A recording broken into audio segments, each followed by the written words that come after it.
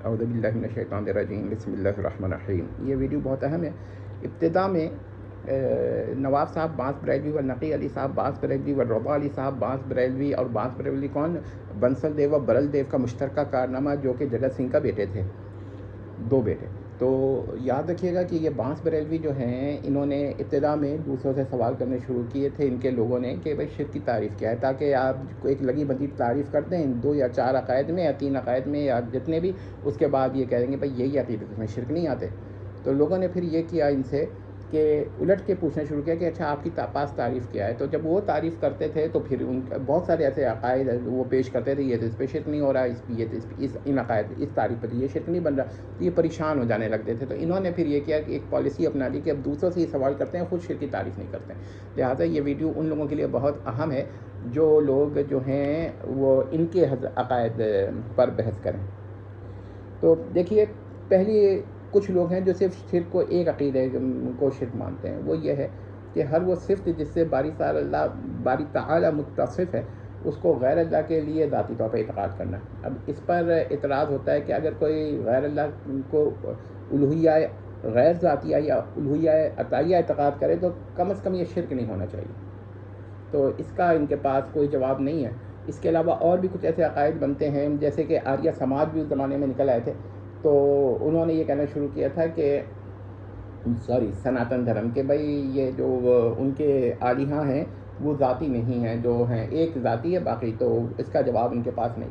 تو دوسرا پھر کچھ لوگوں نے پھر یہ علامہ اور امام تفتازانی رحمۃ اللہ علیہ و رحمہ اللہ کی ایک تعریف ان کو ملی، تو انہوں نے اس کے ظاہر کو لینا شروع کر دیا۔ انہوں نے کہا کہ بھائی شرک 2 چیزوں کا نام ہے، یا تو غیر اللہ کو واجب الوجود ماننا یا پھر غیر اللہ کو مستحق العبادہ ماننا۔ اب بظاہر تو یہ لوگوں نے بڑے خوش ہو گئے کہ اس تعریف پر بعض چیزیں جو ان کو اہل السنہ والجماعہ شرک قرار دیتے ہیں، یہ شرک نہیں بنتی۔ لیکن اب ان پر یہ سوال ہوا کہ اچھا، تو اس کا مطلب تو یہ ہوا کہ پہلا اعتراض تو یہ ہوا کہ جو پہلی تعریف آپ لوگوں نے کی تھی کہ غیر اللہ کے لیے صفت ذاتی ماننا، علم کا ایک ذرے کا بھی علم ذاتی ماننا، یا ایک ذرے کے برابر علم ذاتی ماننا، خاص ذرہ جزء الذی لا یتجزا کے برابر ہو، یا ایک جزء الذی لا یتجزا کے برابر علم ذاتی ماننا، یہ بھی شرک ہے۔ یعنی صرف ایک جزء الذی لا یتجزا کا علم یا ایک جزء الذی لا یتجزا کے علم کے برابر کسی غیر اللہ کے لیے علم ذاتی ماننا شرک ہے۔ لیکن اس سے نہ تو اس کا مستحق العبادہ ہونا لازم آتا ہے اور نہ اس کا واجب الوجود ہونا لازم آتا ہے، تو یہ عقیدہ بھی شرک ہونا چاہیے۔ لیکن اس قاعدے پر تو نہیں ہوتا۔ تو آپ نے جو پہلی تعریف کی تھی اس سے تو یہ دوسری تعریف پہ ٹوٹ گئی، یعنی حصر جو آپ کر رہے تھے یا 2 کنفائن کر رہے تھے یا آئسولیٹ کر رہے تھے 2 تعریفات میں۔ اس کے علاوہ آپ یہ بھی دیکھیے کہ اگر کوئی عالم کو قدیم بالغیر مان لے تو وہ تو اس کو نہ یا کسی بھی غیر اللہ کو، کسی بھی انسان کو، کسی بھی مخلوق کو، کسی فرشتے کو یا کسی بھی شخص کو، ذات کو غیر مخلوق اس طرح مانے کہ اس کو قدیم بالغیر مان لیں۔ قدیم بالغیر یعنی ایٹرنوس سیکونڈوم ٹیمپوس، تو یعنی کہ یہ قدیم بالزمان ہو گیا، اور قدیم بالغیر پر ایلیوڈ ایٹرنل مان لے، تو یہ قدیم بالزمان مان لے یا قدیم بالغیر مان لے، تو یہ تو نہ اس کو واجب وجود مان رہا ہے اور نہ اس کو کیا کہتے ہیں مستحق العبادہ مان رہا ہے، تو یہ بھی شرک نہیں ہونا چاہیے۔ تو یہ بہت ہی خطرناک بات ہے۔ پھر اسی مذہب پر یہ بھی سوال پیدا ہوتا ہے کہ اس کا مطلب تو یہ ہوا کہ اگر کوئی مخلوق کو آپ بارے میں یہ عقیدہ رکھ لے کہ وہ اللہ کی قدرت سے نکل گیا تو یہ بھی شرک نہیں ہونا چاہیے، یعنی اللہ تعالیٰ اس پر اب قادر نہیں ہے، یعنی مخلوق کو تخلیق کی اور اس کے بعد تو اب وہ کہتے ہیں کہ ہاں یہ کفر تو ہے، شرک نہیں ہے، حالانکہ یہ شرک بھی ہے، اور جس کے شرک ہونے پہ شبہ کرے وہ خود کافر مشرک ہے۔ تو دوسرا یہ عقیدہ ہے کہ کچھ عقیدے ہم نے اور پیش کر دیے، تو اس کے جواب میں انہوں نے پھر ایک تیسرا عقیدہ پیش کیا کہ شرک جو ہے وہ 3 عقائد کا نام ہے۔ غیر اللہ کو قدیم ماننا، اب انہوں نے عام رکھا ہے بالذات اور بالغیر پہ قدیم بالذات مانے غیر اللہ کو تب بھی شرک ہے، اور قدیم بالغیر مانے یعنی کہ ایٹرنل پر ایلیوڈ مانے تب بھی شرک ہے، قدیم بالغیر ہو گیا، اور ایٹرنل پر سے مانے تب بھی شرک ہے، قدیم بالذات ہو گیا، یا قدیم بالزمان بھی مان لیں یعنی ایٹرنوس سیکونڈوم ٹیمپوس مان لیں تب بھی یہ شرک ہوگا۔ انہوں نے یہ کیا۔ تو اب اس پہ یہ سوال ہوا کہ اگر کوئی غیر اللہ کے لیے ایک ایسا علم مانتا ہے جو نہ قدیم ہے، نہ واجب الوجود ہے، نہ مطلب ایک بہت ہی چھوٹا سا ذرے کا ہی علم صحیح مانتا ہے، لیکن وہ کہتا ہے خود بخود عدم سے آپ وجود میں آ گیا، لیکن باری تعالیٰ نے اس کو عطا نہیں کیا۔ تو اب یہ عقیدہ شرک ہے یا نہیں؟ ایک ذرے کا ہی علم صحیح، تو یہ عقیدہ بھی یقینی طور پر شرک ہے، کفر ہے۔ اور کیا کہتے ہیں، اس عقیدے کو جو شرک نہ مانے وہ بھی کیا کہتے ہیں کافر و مشرک ہوتا ہے۔ تو پھر آپ یہ بتا سکتے ہیں کہ یہ تعریف تو ٹھیک نہ ہوئی۔ تو اور دوسرا پھر یہ کہ اس تعریف پر تو ایک ذرے کا علم ذاتی ماننا وہ شرک نہیں ہوتا، کیونکہ ایک ذرے کا بھی میں نے بتایا تھا کہ ذرہ یا حتیٰ کہ جز الذی لا یتجزا کا اگر آپ علم مان لیں کہ برابر کا علم، تو وہ علم ذاتی محدود ہو جائے گا، اور علم ذاتی محدود تو باری تعالیٰ پر ممتنی بالذات ہے، اور ساتھ میں کیا کہتے ہیں نہ تو اس سے واجب الوجود ہونا لازم آ رہا ہے، اور نہ کیا کہتے ہیں مستحق العبادہ ہونا لازم آ رہا ہے، کیونکہ یہ تو واجب الوجود پر ہی ممتنی بالذات ہے، تو کیسے جو چیز واجب الوجود پر ممتنی بالذات ہو اس سے تو کسی چیز کا واجب الوجود ہونا تو لازم نہیں آتا۔ تو پھر انہوں نے اس پر کیا کہتے ہیں ایک استدلال جو ہے یہ باطل ہو گیا۔ تو اب انہوں نے کیا کیا، 4 عقائد کو شرک قرار دے دیا۔ دیکھیں نا ترقی ہو رہی ہے۔ پہلا عقیدہ جو ہے انہوں نے یہ کہا کہ بھائی 3 تو یہی باتیں ہیں۔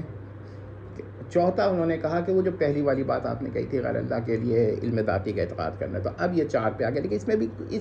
اس پر بھی کچھ عقائد شرک قرار نہیں پاتے۔ مثلا حلول لیجئے کہ اگر باری تعالیٰ بعض مخلوقات میں کوئی عقیدہ قائم کر لے حلول کا، تو اس کی 3 صورتیں ہیں۔ یا تو یہ کہے گا حلول کا فعل جو ہے وہ اس طرح ہوا، واقع ہوا کہ غیر اللہ جو ہے حادث سے قدیم ہو گیا پھر حلول ہوا۔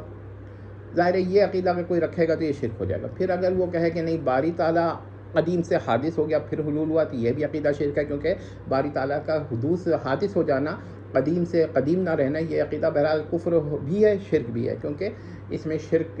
آ جاتا ہے، کیونکہ اس میں مخلوق کی صفت باری تعالیٰ کے لیے ثابت ہونے لگتی ہے۔ اس کے علاوہ پھر ایک عقیدہ یہ ہے کہ قدیم رہا، حادث رہا، پھر بھی وقوع حلول ہو گیا، یعنی نہ حادث قدیم ہوا نہ قدیم حادث ہوا، تو یہ پھر بھی وقوع حلول ہو گیا۔ یہ عقیدہ ہے تیسرا، تو یہ بھی شرک ہے، اور یہ پھر مستقل شرک ہے، تو یہ پھر اس عقیدے پر شرک نہیں بنتا۔ اسی طرح اگر کوئی یہ عقیدہ پیش کرے کہ